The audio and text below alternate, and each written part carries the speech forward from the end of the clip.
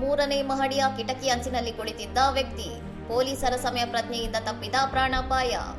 ರಾಯಗಢದ ಪಾಲಿ ಪಟ್ಟಣದ ಬಲ್ಲಾಳೇಶ್ವರ ದೇವಸ್ಥಾನದ ಬಳಿ ಇರುವ 3 ಅಂತಸ್ತಿನ ವಸತಿ ಕಟ್ಟಡದ ಕಿಟಕಿ ಅಂಚಿನಲ್ಲಿ ವ್ಯಕ್ತಿಯೊಬ್ಬ ಕುಳಿತಿದ್ದ ಘಟನೆ ಜುಲೈ 8ರ ರಾತ್ರಿ ನಡೆದಿದೆ.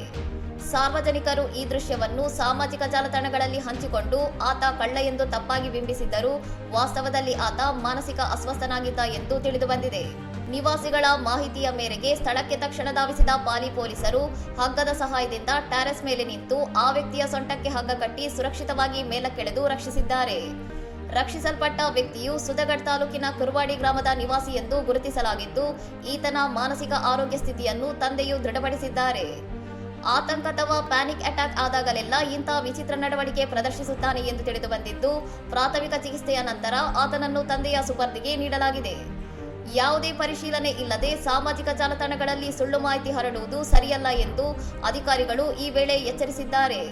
ಇನ್ನಷ್ಟು ಸುದ್ದಿಗಳಿಗಾಗಿ ನೋಡ್ತಾ ಇರಿ ಸೌರಂ ಟಿವಿ.